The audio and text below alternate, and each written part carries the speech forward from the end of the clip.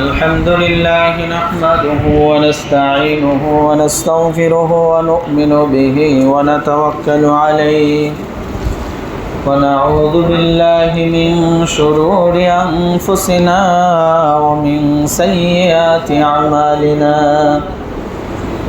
من يهده الله فلا مضل له ومن يضلله فلا هادي له ونشهد أن لا إله إلا الله وحده لا شريك له ونشهد أن سيدنا وسندنا ونبينا وحبيبنا وطبيب قلوبنا ومولانا وأولانا محمد صلى الله عليه وعلى آله وأصحابه وبارك وسلم أما بعد فقد قال الله تعالى في كلامه المجيد وفرقانه الحميد أعوذ بالله من الشيطان الرجيم بسم الله الرحمن الرحيم إن عدة الشهور عند الله 12 شهرا في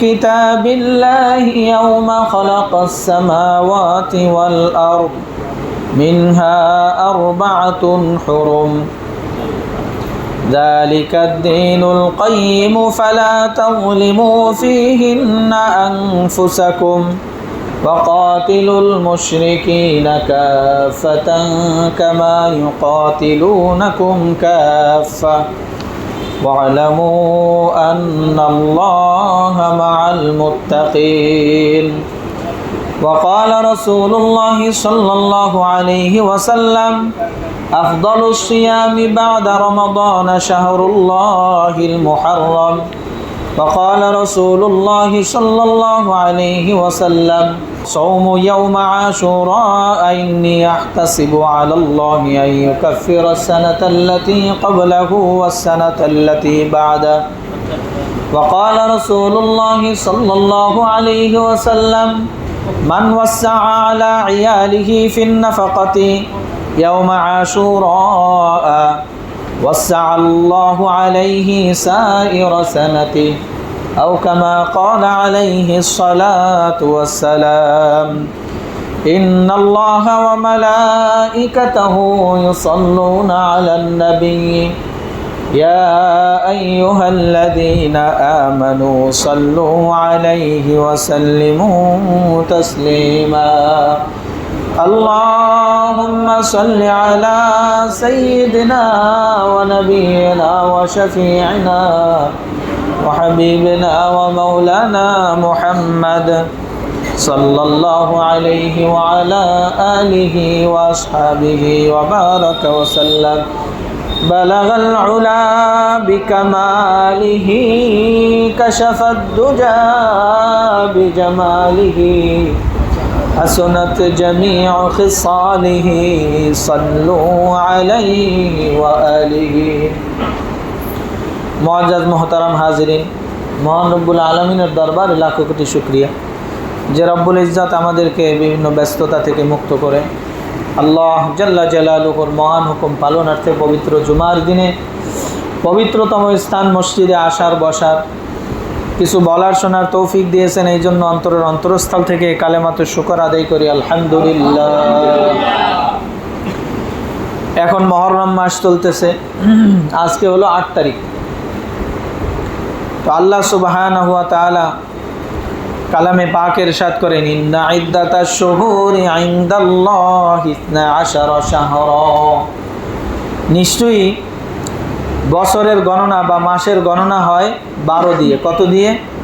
অর্থাৎ বছর হয় 12 মাস দিয়ে। কয় মাস দিয়ে? 12 মাস দিয়ে। ফি কিতাবিল্লাহ, এই বিষয়টা আল্লাহ তাআলার পক্ষ থেকে নির্ধারিত, আল্লাহর কালাম কিতাবের মধ্যে আছে। লাউহে মাহফুজে দুনিয়া সৃষ্টির আগেই আল্লাহ তাআলা নির্ধারণ করেছেন পৃথিবীর মধ্যে যে সময়ের পরিক্রমা হবে, এই সময়ের পরিক্রমা আর গণনাটাকে 12 মাসের মধ্যে কি করা হবে, বিভক্ত করা হবে। সূর্য 12 মাসে ঘুরে আপন অবস্থানে ফিরে আসে। তো আল্লাহ সুবহানাহু ওয়া তাআলা এই বিষয়টা পৃথিবী সৃষ্টির আগেই কি করেছেন, নির্ধারণ করেছেন। ফি কিতাবিল্লাহ, আল্লাহর কিতাবে রয়েছে, অর্থাৎ লাউহে মাহফুজের মধ্যে কথা লিপিবদ্ধ আছে। ইয়াউমা খালাকাস সামাওয়াতি ওয়াল আরদা, জমিন ও আসমান সৃষ্টির সময় থেকেই, অর্থাৎ জমিন ও আসমান সৃষ্টির আগেই আল্লাহ সব নির্ধারণ করেছেন, তখন থেকেই এটা 12 মাস হিসেবে চলতেছে। মিনহা আরবাতুন হুরুম, এই মাসগুলোর মধ্যে 4 মাস হলো সম্মানিত মাস, হারাম মাস। শব্দটা আসছে কেমন, হুরুম শব্দ, হারামের বহুবচন হুরুম। এই হুরুম শব্দ আসছে, 4 মাস হলো হুরুম মানে হারাম। হারামের কি অর্থ পরে জানবো। যালিকা দ্বীনুল কাইয়্যিম, এটা সুপ্রতিষ্ঠিত দিন। এটা কেমন দিন, এই দিন ও ইসলাম কেমন দিন, সুপ্রতিষ্ঠিত। এর কোনো জায়গায় কোনো ধরনের অসম্পূর্ণতা নাই। আল্লাহ তাআলা কামাল করে দিয়েছেন, পূর্ণতা দিয়েছেন এই দিনকে। যখন থেকে আদম আলাইহিস সালাতু ওয়াস সালামকে দুনিয়াতে পাঠাইছেন, তাকেও যে দিন দিয়ে পাঠিয়েছিলেন, হযরত মুহাম্মদ সাল্লাল্লাহু আলাইহি সাল্লাম পর্যন্ত যত নবী আসছে সকলকে একই দিন দিয়েছেন, একই ধর্ম দিয়েছেন। সেই ধর্মের নাম কি, ইসলাম। আহকাম পরিবর্তন ছিল, হুকুম আহকামের মধ্যে কম বেশি ছিল। কখনো এক হুকুম ছিল, পরবর্তীতে ভিন্ন হুকুম আসছে, কিন্তু এই হুকুমের পরিবর্তন হতে হতে হতে হতে সর্বশেষ জনাবে মুহাম্মদুর রাসূলুল্লাহ সাল্লাল্লাহু আলাইহি সাল্লাম পর্যন্ত যখন তিনি আসলেন, তখন এই দিনকে পরিপূর্ণভাবে সমস্ত আহকামকে একেবারে পরিমার্জিত করে, পরিবর্তন সব কিছুকে কি করে, বাছাই যাচাই করে কিয়ামত পর্যন্ত আনেওয়ালা সকল উম্মতের জন্য, সকল বান্দাদের জন্য, সকল মানব জাতির সকলের জন্য একটা বিধান স্থির করে দিয়েছেন। সেটা হলো ইসলাম। ইসলাম আগেও ছিল, এখনো আছে, কিয়ামত পর্যন্ত থাকবে। আর এই হুকুম আর কি হবে না, কোনো পরিবর্তন হবে না, একরকমই থাকবে। কারণ এটা এমনই এক দিন, এমনই এক বিধান, এমনই এক কি বলে কায়দাই কুল্লিয়া বলা যায়, অর্থাৎ কেমন কিছু মূলনীতি, যেই মূলনীতির আলোকে কিয়ামত পর্যন্ত সকলেই চলতে পারবে। এর শাখাগত যত মাসআলা দরকার হবে, প্রয়োজন হবে, সমকালীন যত ওলামায়ে কেরাম থাকবেন, বিজ্ঞ ওলামায়ে কেরাম, এই জামাত আল্লাহ কিয়ামত পর্যন্ত রাখবেন। বিজ্ঞ ওলামায়ে কেরামের জামাত আল্লাহ কিয়ামত পর্যন্ত রাখবেন। তারা যখনই দিনের কোনো বিষয়ের বিধানের প্রয়োজন হবে, শরীয়তের মূলনীতি কোরআন ও হাদিস থেকে যেটা বের করা হয়েছে, এই মূলনীতির আলোকে তারা সমস্যাগুলো কি দিবেন, সমাধান দিবেন, মাসআলা দিবেন, ওই অনুসারে উম্মত চলবে। আগে দিতেন নবীরা বর্তমানে থাকতে তারাই যত সমস্যা সামনে আসতেন বিধান দিতেন। এর পরবর্তীতে নবীদের ধারাবাহিকতা যখন শেষ, সিলসিলা যখন শেষ, এখন এই সমাধানগুলো কারা দিবেন, বিজ্ঞ ওলামায়ে কেরাম দিবেন। সকলেই না, এই সমাধান কে দিবে না, সকলেই দিবে না, বিজ্ঞ ওলামায়ে কেরাম দিবেন। যারা শরীয়তের বিধানের বিষয়ে মানে পরিপূর্ণভাবে অভিজ্ঞ, তারা দিতে পারবেন, সকলে দিতে পারবে না। আমরা এক ভুল কাজ করি অনেক সময়, অনেক মাসআলা তারে জিজ্ঞাসা করি, যাকে জিজ্ঞাসা করা হয় তিনিও নিজের লজ্জা শরম বাঁচাইতে গিয়ে মুখে যা আসে তাই বলে। আল্লাহ তাআলা আদেশ করেছেন, ওয়ালা তাকুফু মা লাইসা লাকা বিহি ইলম, ওইটার পিছনে তুমি কখনোই পড়বে না যেটার ব্যাপারে তোমার কোনো ইলম নাই। ইন্নাস সামআ ওয়াল বাসারা ওয়াল ফুআদা কুল্লু উলাইকা কানা আনহু মাসউলা। ইন্নাস সামআ তোমার চোখ আর তোমার কান, ওয়াল বাসারা তোমার চোখ, ওয়াল ফুআদা এবং তোমার অন্তর, তোমার বিবেক, তোমার বুদ্ধি বিবেচনা, কুল্লু উলাইকা কানা আনহু মাসউলা, এগুলো সব সম্পর্কে তোমাকে জিজ্ঞাসা করা হবে। এগুলোর কি ব্যবহার করছিলে? যথেচ্ছা ব্যবহারের সুযোগ নেই। জানা থাকলে বলবো, না থাকলে সোজা ভাষায় বলে তো ভাই এই ব্যাপারে আমার ভালো জানা নাই, আপনি ভালো আলেমদের কাছে জিজ্ঞাসা করেন। যদি আপনার জানা মতে ভালো করে আলেম থাকে তার ঠিকানা বলে দেন, অমুকের কাছে জিজ্ঞাসা করবেন, আপনি সঠিক সমাধান পেতে পারেন। ঠিক কিনা? এখানে আপনার প্রেস্টিজের বিষয় না, শরীয়তের বিধান। একজনে আপনার ভুল তথ্যের কারণে ভুল যদি আমল করে, তার জিন্দেগি শেষ হয়ে যাবে, সাথে সাথে আপনিও শেষ হয়ে যাবেন। কেন? আপনার ভুল বলার কারণে এই যে ভুল আমল করেছে, এর যত গুনাহ হবে সব আপনারও হবে।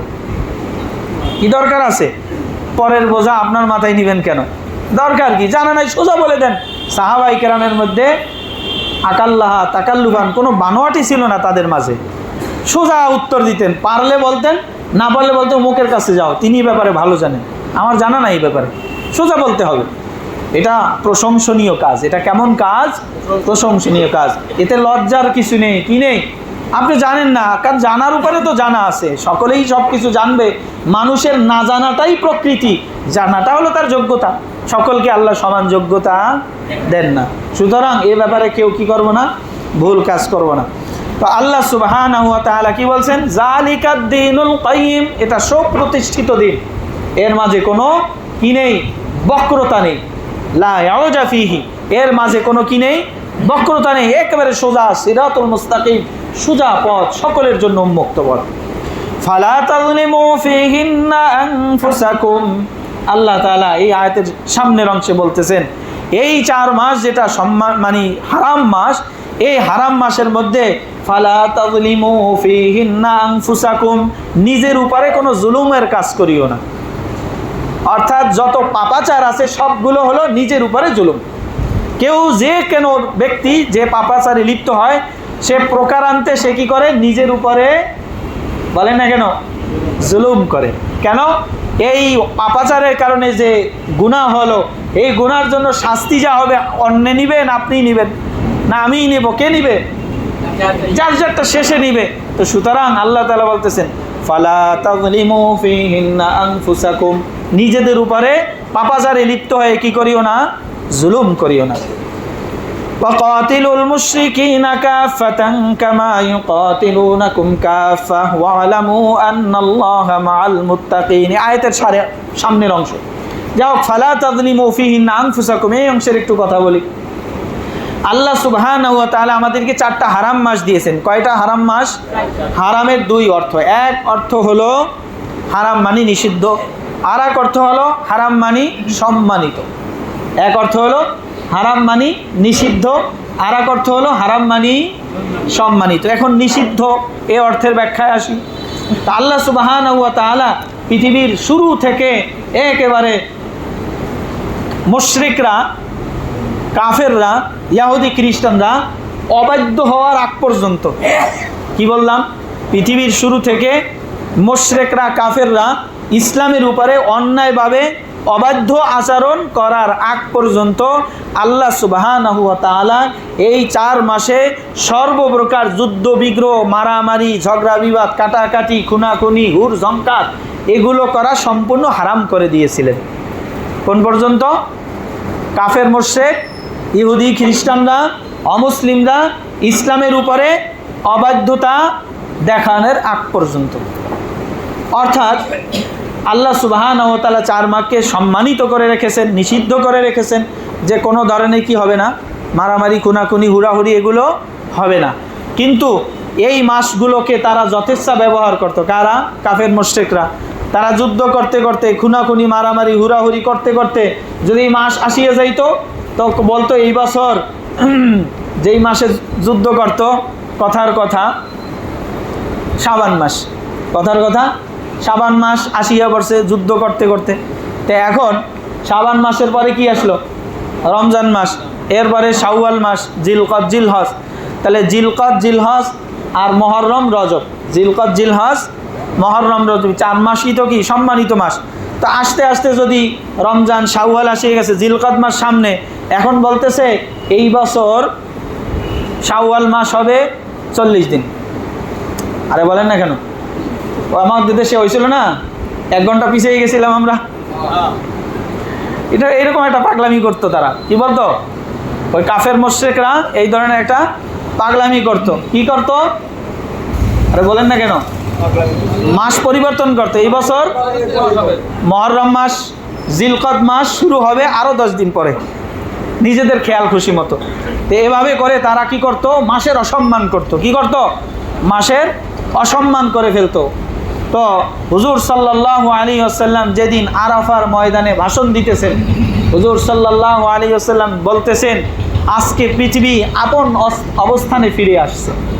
অর্থাৎ তাদের পরিবর্তন হইতে হইতে ঘুরে ফিরে কি হয়ে গেল, ঘটনাক্রমে ওই দিন জিলহজের 9 তারিখ হয়ে গেছে। কি হয়ে গেছে? 9 তারিখ ঠিক মতো অবস্থানে আসিয়ে পড়ছে। এরপর থেকে আজও পর্যন্ত এই মাসগুলো সংরক্ষণ হচ্ছে। কি হচ্ছে? এই মাসের সংরক্ষণ হচ্ছে।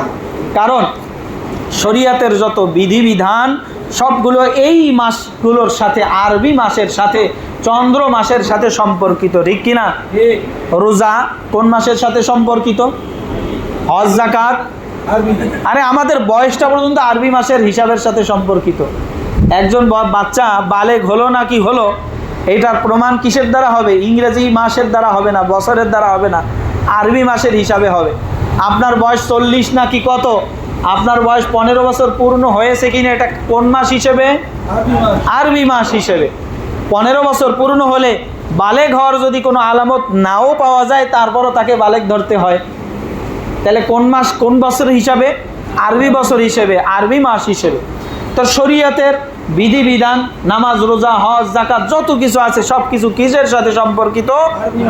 আরবি মাসের সাথে সম্পর্কিত। এই জন্য এই মাসগুলোর হিসাব নিকাশ রাখা ফরজে কিফায়া। এই মাসগুলোর হিসাব নিকাশ রাখা ফরজে কিফায়া। যদি কেউই হিসাব না রাখে তাহলে পুরা মুসলিম উম্মাহ কি হবে? গুনাহগার হয়ে যাবে। হ্যাঁ, পুরা মুসলিম উম্মাহ কি হয়ে যাবে? গুনাহগার হয়ে যাবে। আমাদের কাছে ইংরেজি মাসের হিসাবটা ভালোভাবেই থাকে। আবার যারা গৃহস্থী মানুষ আছে, গৃহস্থী কাজ করে, তাদের কাছে বাংলা মাসেরও মোটামুটি হিসাব থাকে, কিন্তু আরবি মাসের হিসাব অনেক আলেমদের কাছেও থাকে না। ঠিক কিনা? ঠিক কিনা? হ্যাঁ, এই জন্য এই উদাসীনতা বড় ক্ষতিগ্রস্ত করবে আমাদের। অলস বিলাস উদাস কখনোই সফল হতে পারে, বলছে এটা আমার ওস্তাদের কথা, কি অলস বিলাস উদাস কখনোই কি হতে পারে না? সফল হতে পারে না। আর একটা কথা বলতেন, অলসতা বড় দোষ, যার ঘাড়ে চাপে সাধের জীবন তার পরিতাপে কাটে। কথা সুন্দর না? কত সুন্দর কথা। হ্যাঁ, তো বলতেছি, তো এই জন্য এই ব্যাপারে কি থাকতে হবে? সচেতন থাকতে হবে। ফরজে কিফায়া। আল্লাহ নবী সাল্লাল্লাহু আলাইহি ওয়াসাল্লামের কাছে আল্লাহ তাআলা এই আয়াত নাজিল করেছেন। তো বলতেছেন এই ফালা তাযলিমু ফীহিন্না আনফুসাকুম, তোমরা কি করিও না এই মাসগুলোর মধ্যে, এই নিষিদ্ধ মাসগুলোর মধ্যে নিজেদের উপরে জুলুম করিও না। অর্থাৎ পাপাচারে লিপ্ত হয়ে নিজেদের ক্ষতি নিজেরা ডেকে আনিও না। তার মানে এইখান থেকে আল্লামা জাসসাস রহমতুল্লাহ আলাই আহকামুল কোরআন নামক কিতাবের মধ্যে উল্লেখ করেন, এখান থেকে ইঙ্গিতে এই কথা প্রতীয়মান হয়, এই মাসগুলোর মধ্যে ইবাদত করলে সারা বছর অন্যান্য মাসগুলোর মধ্যে ইবাদত করার যোগ্যতা আর সাহস আর প্রেরণা অন্তরের মধ্যে তৈরি হয়। আর এই মাসগুলোর মধ্যে পাপাচারে লিপ্ত হলে অন্যান্য মাসগুলোর মধ্যে পাপাচারে লিপ্ত হওয়ার সাহস, আগ্রহ বেড়ে যায়। কতটা সূক্ষ্ম বিষয়। আল্লাহ তাআলা বান্দার জন্য বিভিন্ন দিনক্ষণ দিয়েছেন, সময় দিয়েছেন, সুযোগ করে দিয়েছেন আগে বাড়ার। কি করার? আগে বাড়ার। রমজান মাসে রোজা রাখবে, কত বড় লাভ হয়ে যায়। শবে বরাত, শবে কদরে ইবাদত করবে, কত বড় লাভ হয়ে যায়। হ্যাঁ, জিলহজের প্রথম 9 দিন পর্যন্ত রোজা রাখবে, রাতের ইবাদত করবে, কত বড় ইবাদত হয়ে যায়। প্রতি রাত ইবাদত শবে কদরের সমতুল্য, প্রতিদিনের রোজা 1 বছরের রোজার সমতুল্য। সুবহানাল্লাহ বলবেন না একটু? কি হলো আমাদের বলেন? এই জন্য আল্লাহ সুবহানাহু ওয়া তাআলা কিছু মুহূর্ত আমাদেরকে দিয়ে থাকেন বিশেষ কিছু অর্জন করার জন্য। এই মাসটা আমাদের জন্য এমনই একটা সুযোগের মাস যে সাধ্য মোতাবেক কিছু নেকামলের মধ্যে মশগুল থাকব, গুনাহ থেকে বেঁচে থাকার চেষ্টা করব। আল্লাহ তাআলা সারা বছর নেকামলের তৌফিক দিবেন, আগ্রহ দিবেন, অন্তরের মধ্যে সাহস তৈরি করে দিবেন, গুনাহ থেকে বাঁচাবেন, গুনার প্রতি অনাগ্রহতা তৈরি হবে, গুনার প্রতি একটা ভয় আসবে। ঠিক কিনা? করা যাবে ইনশাআল্লাহ। আল্লাহ সুবহানাহু ওয়া তাআলার রাসূল হাদিসে পাকের মধ্যে ইরশাদ করেন, আফদালুস সিয়ামি বাদা রমাদান শাহরুল্লাহিল মুহাররম। আফদালুস সিয়াম বাদা রমাদান, সবচেয়ে আল্লাহ তাআলার কাছে আফজল, পছন্দনীয়, প্রিয়, উত্তম, হ্যাঁ, বাদা রমাদান, রমজানের পরে শাহরুল্লাহিল মুহাররম, এই মুহররমের মধ্যে রোজা রাখা, যে কোনো দিন মুহররমের মধ্যে কি রাখা? রোজা রাখা। নির্দিষ্ট কোনো কি নেই, দিনক্ষণ নেই, এই মাসের মধ্যে যে কোনো সময় রোজা রাখা, এটা আল্লাহ তাআলার কাছে রমজান ছাড়া অন্যান্য মাসের মধ্যে রোজা রাখার থেকে আফজল, শ্রেষ্ঠ, উত্তম, ফজিলতপূর্ণ। তো আল্লাহ সুবহানাহু ওয়া তাআলা কোরআনে পাকের মধ্যে এই কথার দিকে ইঙ্গিত করেছেন, ফালা তাযলিমু ফীহিন্না আনফুসাকুম, নিজেদের উপরে কি করিও না? জুলুম করিও না, পাপাচারে লিপ্ত হয়ে। কারণ যেই পাপটা মসজিদের বাহিরে করলে যতটা মারাত্মক হয়, তার থেকে মসজিদের মধ্যে করলে বেশি মারাত্মক হয় না? যেটা গোপনে করলে যতটুকু হয়, প্রকাশ্য করলে তার থেকে বেশি হয় না? তাহলে বোঝা গেল স্থান কাল পাত্র ভেদে কি রয়েছে? পার্থক্য রয়েছে।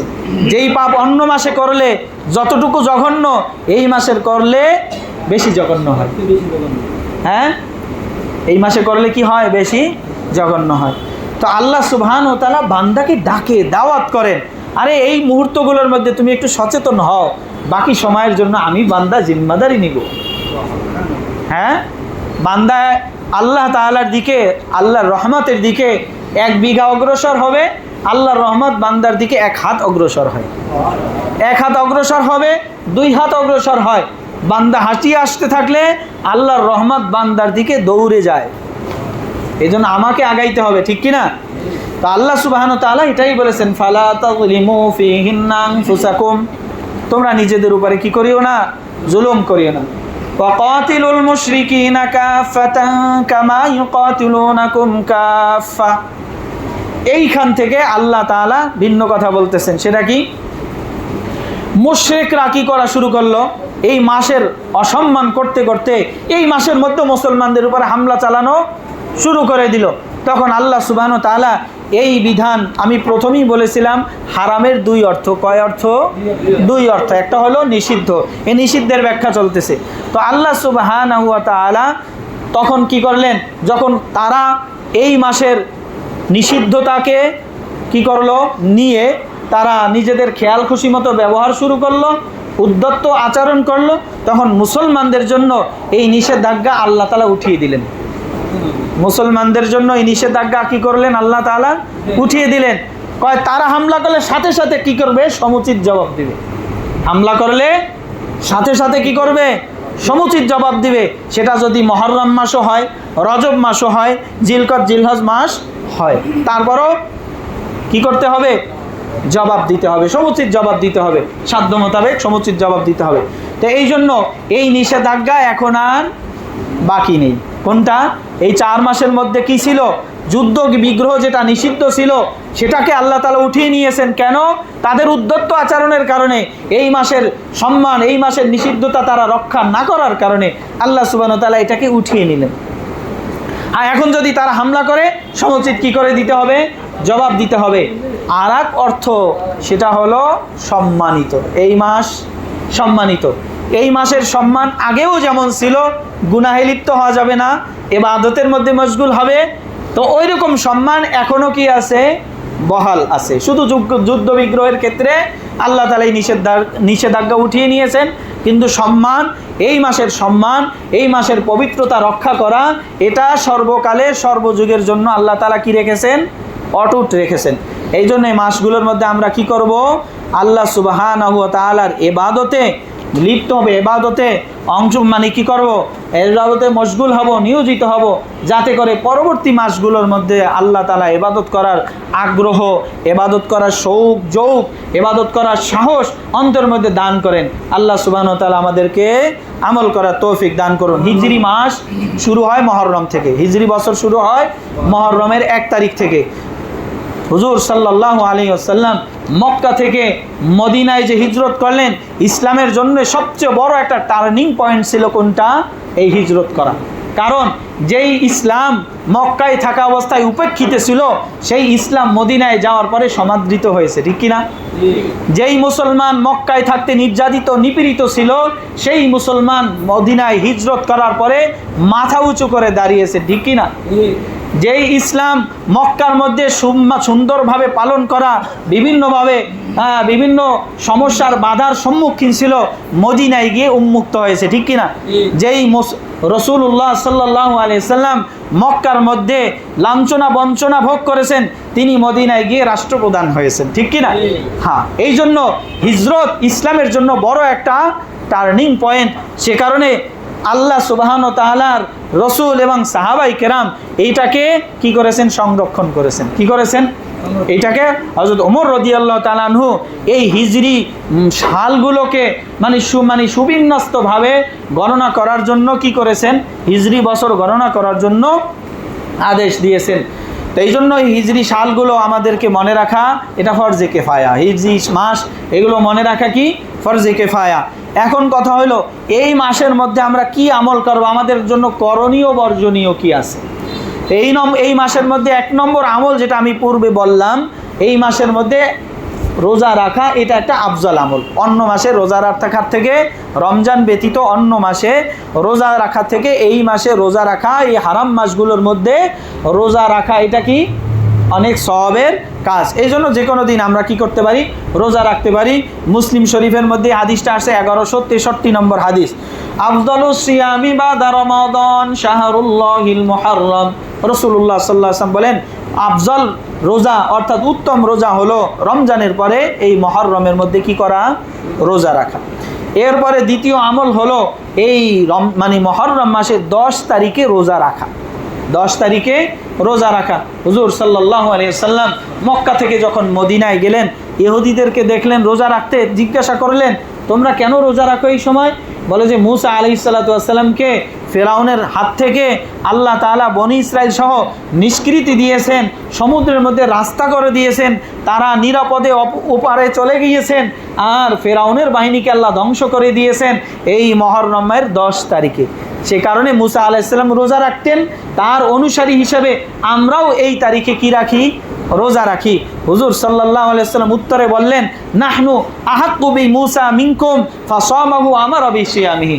হুজুর সাল্লাল্লাহু আলাইহি ওয়াসাল্লাম বললেন, মুসা আলাইহিস সালামের এই আমল অনুসরণের ক্ষেত্রে তোমাদের থেকে আমরা বেশি উপযুক্ত, কারণ তোমরা নিজেদের মন গড়াই ধর্মের উপরে চলো। আমরা সঠিকভাবে মুসা আলাইহিস সালামকে একজন কি হিসাবে মানি?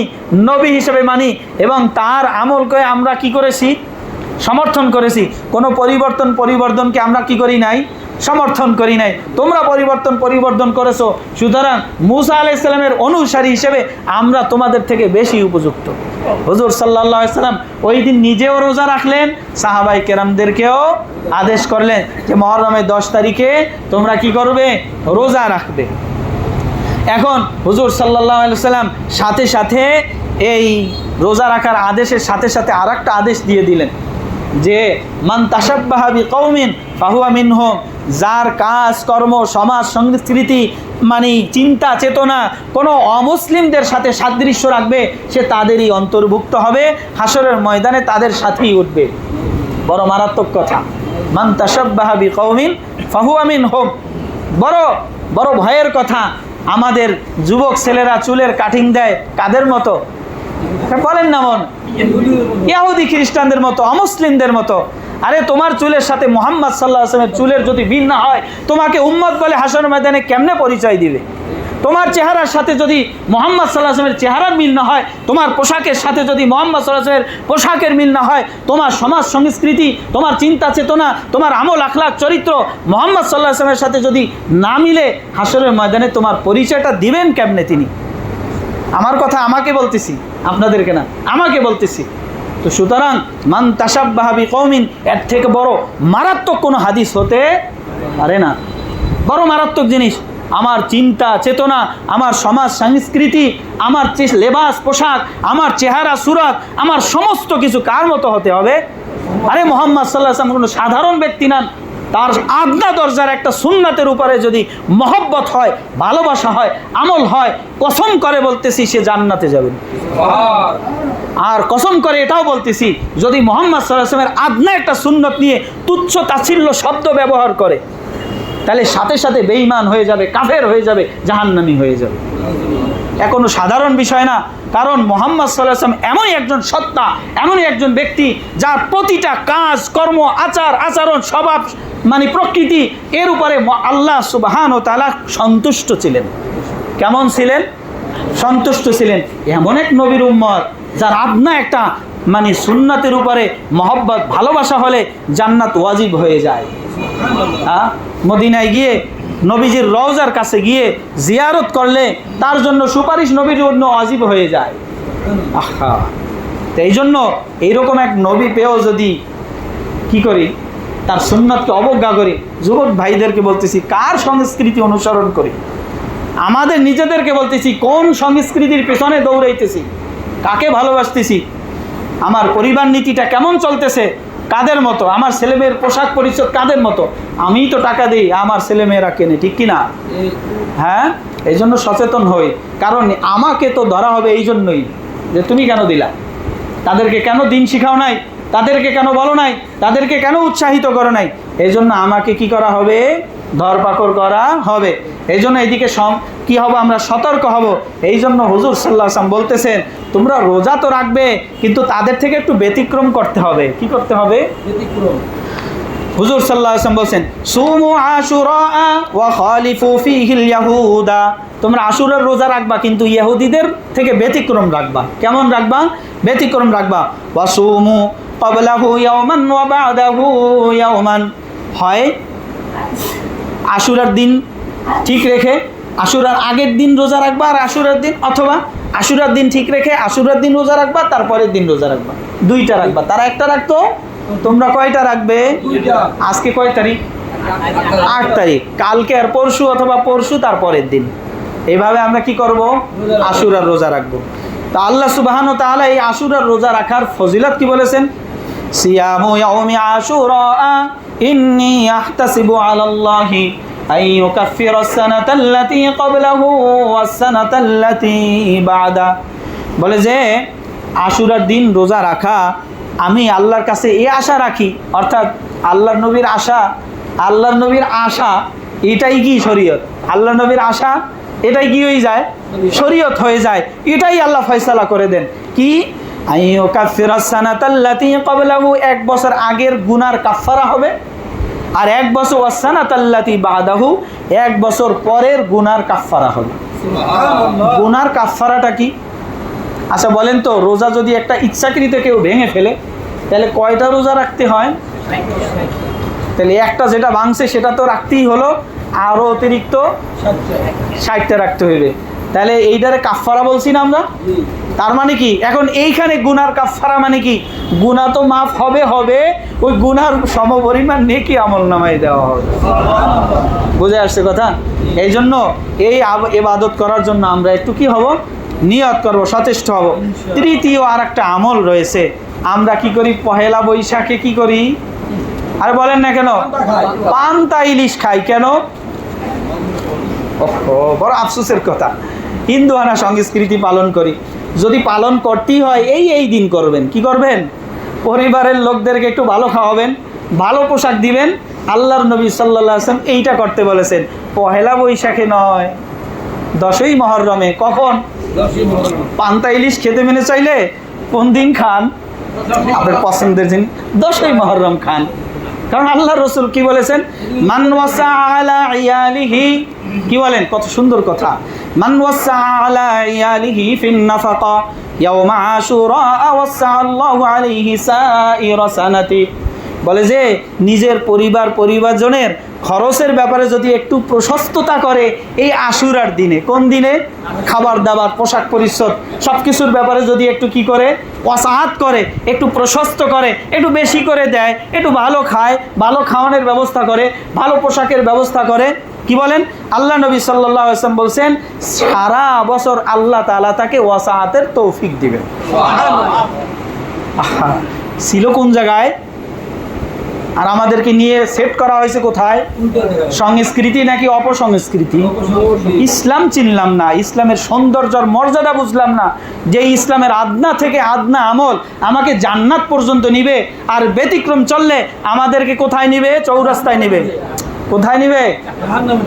চৌরাস্তায়। চৌরাস্তা পর্যন্ত দিক বিকি থাকে না, যেখানে গেলে কোন দিকে যাবে কোনো দিশা যেমন থাকে না, তো জাহান্নামে গেলেও মানুষের কোনো দিক দিশা থাকবে না। এই জন্য বলে জাহান্নামের চৌরাস্তা, বুঝি তো আমরা। হ্যাঁ, এই জন্য এই আমল থেকে আমি কি করব, ফিরে থাকব। আল্লাহ সুবহানাহু ওয়া তাআলা আমাদেরকে আমল করার তৌফিক দান করুন। আরেকটা বিষয় হলো, এই আশুরার দিন এর সাথে কারবালার কোনো সম্পর্ক নাই। আশুরার কথা নবী পাক সাল্লাল্লাহু আলাইহি সাল্লাম তিনি তার জীবদ্দশায় বলেছেন কিনা, বলেন না কেন? আর আশুরার ঘটনা, কারবালার ঘটনা হুজুর সাল্লাল্লাহু আলাইহি ওয়াসাল্লামের ইন্তেকালেরও আরও 51 বছর পরে হয়েছে। হিজরি 61 সাল, হুজুর সাল্লাল্লাহু আলাইহি ওয়াসাল্লাম 10 বছর, হিজরতের 10 বছর বেঁচে ছিলেন মদিনায় গিয়ে।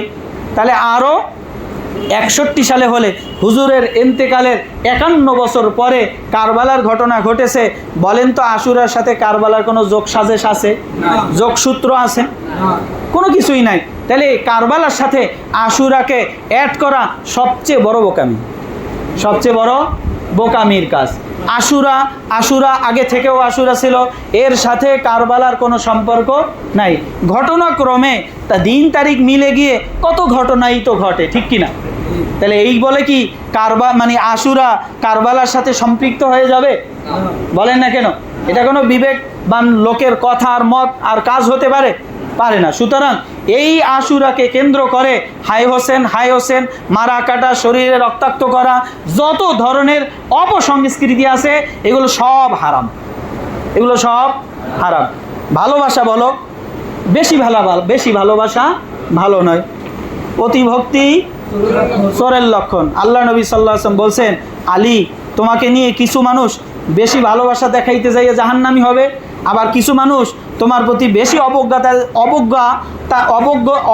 অবজ্ঞতা দেখাইতে গিয়ে জাহান্নামে যাবে। যারা খারিজি আছে তারা অবজ্ঞা দেখাইয়ে জাহান্নামী হয়েছে বা হবে, আর যারা শিয়া আছে বেশি ভালোবাসা তাই দেখাইতে যাইয়ে কি করবে? জাহান্নামী হবে। এই জন্য বেশি ভালো না। একটু সামনের আর একটু কথা বলে আমাদের দেশে, বেশি ভালো না। ভালোবাসবো, কিন্তু তার একটা সীমারেখা অবশ্যই আছে। নবীর কিছু বেশি, মানে আমার ভুল বুঝবেন না, শক্ত কথাই বলতেছি, সীমা ঠিক রাখার জন্য। নবী পাক সাল্লাল্লাহু আলাইহি ওয়াসাল্লাম আমাদের জীবনের স্পন্দন, প্রাণের স্পন্দন, আমাদের ক্যাটালগ, আমাদের আদর্শ, আমাদের জিন্দিগির সব কিছু। তাই বলে নবী পাক সাল্লাল্লাহু আলাইহি ওয়াসাল্লামের ভালোবাসা দেখাইতে যাইয়া আল্লাহর স্থানে যদি নবীকে বসান, তাহলে কি হবে? জাহান্নামে যেতে হবে। তো বেশি ভালোবাসা ভালো না। অনেক আছে না সুন্নি মেজাজের মানুষ, রসুলের বেশি আশেক, বলে এমন আশেক, আরে আল্লাহ, এই জন্য নবীর যত বেয়াদবি আছে সব এরাই করে, নবীর শানে যত বেয়াদবি আছে এরাই করে। বুঝে আসছে কথা? যাই হোক, এগুলো আলোচনার সময় সাপেক্ষ। আর একটা বিষয়, জি ভাই, গুরুত্বপূর্ণ কিছু ঘটনা নাকি ওই দিন ঘটছে, যেমন আদম হাওয়ার মিলন, আমাদের নবী মুসা জি আছে, এরকম কথা আছে, হাদিসের মধ্যে আছে। জি সাক্ষাৎ, জি আছে, এরকম কিছু কথা আছে, মহরমের সাথে সম্পৃক্ত আছে। যাই হোক, তো মূল প্রেক্ষাপট যেটা ছিল সেটা তো আমরা আলোচনা করেছি। আর একটা বিষয় হলো, এই যে জন্ম দিবস পালন করা আর মৃত্যু দিবস পালন করা, আর আশুরাকে কেন্দ্র করে, যেহেতু হোসাইন রাদিয়াল্লাহু আনহু ইন্তেকাল হয়েছে, এই জন্য এইটাকে কেন্দ্র করে তারা একটা মৃত্যু দিবসও কী করে থাকে? পালন করে থাকে। হুজুর সাল্লাল্লাহু আলাইহি ওয়াসাল্লামের সবচেয়ে প্রিয় ভাজন উম্মতের মধ্যে কারা ছিলেন? তার সাহাবীরা ছিলেন। কি বলেন? আমরা কি তাদের মতো হতে পারবো? তো সাহাবীদের জিন্দিগি দেখেন, তাবেঈদের জিন্দিগি দেখেন, তাবেঈদের জিন্দিগি দেখেন, কখনো কেউ জন্মদিবস মৃত্যু দিবস পালন করছে কি না? যদি করে থাকে আমরাও করব, 100 বার করব। আর যদি না করে থাকে, কেন এগুলোর পিছনে আমরা সময় নষ্ট করব, অর্থ নষ্ট করব? হ্যাঁ, এখন আমাদের এখানে একটা দুর্বল পয়েন্ট আছে। আরে আমার পিতামাতা ইন্তেকাল করছেন, তাদের জন্য কি একটু আমি দোয়া খায়ের জন্য ব্যবস্থা করব না? 100 বার করবেন। কেন ওই দিনে করতে হবে? তাহলে ভালোবাসা শুধু ওই দিনেই নাকি? আর 365 দিনের আর কোনো দিন আপনার ভালোবাসা জাগে না? কেমন কথা?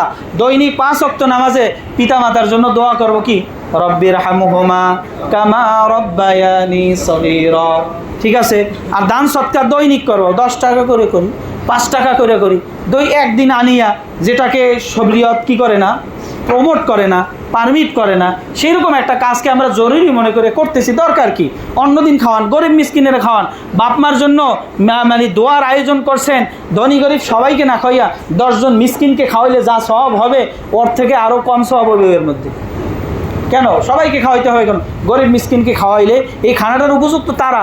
আমাদেরকে দাওয়াত দেন, অনেক সময় চাপে পড়ে আমরাও যাই, বলি নেই, আমরাও যাই অনেক সময়, অনেক সামাজিকতা বা অনেক সময়ের কারণে আমাদের যেতে হয়, নতুবা বিভিন্ন সমস্যা হয়, যাই, কিন্তু যাওয়াটা আমাদের জন্য উচিত না এবং এই ধরনের খানার আয়োজন করাটাও ঠিক না।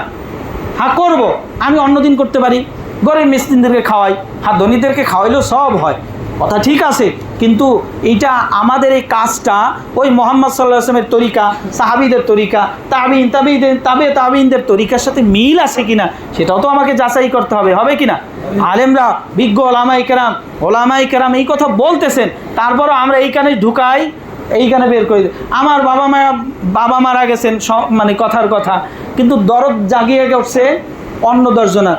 বাপ মারা গেছে, কেমন কারুরটা, কেমন টিপটা, কেমন কাজটা, বাপ মার জন্য একটু খানারও আয়োজন করতে পারে না। ওহো, আমার সে দরদ তার বেশি, মানে হে খাবে যে। আরে বলেন না কেন? কথাটা একটু অন্যভাবে বললাম, মনে কিছু নিয়েন না। আমার সে দরদ কি আপনার বেশি ফেটে পড়ে? আমার বাবা মা, আমি তার জন্য করব। হ্যাঁ, তাদের জন্য সদকায়ে জারিয়ার কাজ করি, মসজিদ মাদ্রাসায় এমন কিছু কাজ করি যেগুলো সব সময় চলতে থাকবে, কোনো জনকল্যাণমূলক কাজ করি, কোনো একটা টিউবওয়েল বসাই দেয়, একটা কী করে দেয়, 50,000 1 লাখ টাকা খরচ করে না? আরে কত মানুষ পানির অভাব, পানির কষ্ট করে, তাকে একটা টিউবওয়েল দেন, আর এটার জন্য তার সারা জীবন সব পাইতে থাকবেন। একটা রাস্তাঘাট করে দেন, একটা পুল ব্রিজ করে দেন, একটা ধর্মীয় প্রতিষ্ঠান করে দেন। মসজিদের জন্য খাওয়ার পিছনে খরচ না করিয়া এখানে করেন, আপনার নিজেরও ফায়দা হবে, আপনার পিতা মাতার জন্য নিয়াত করেন, তাদেরও ফায়দা হবে। আমল করার জন্য আল্লাহ তাআলা তৌফিক দান করুন, আমিন।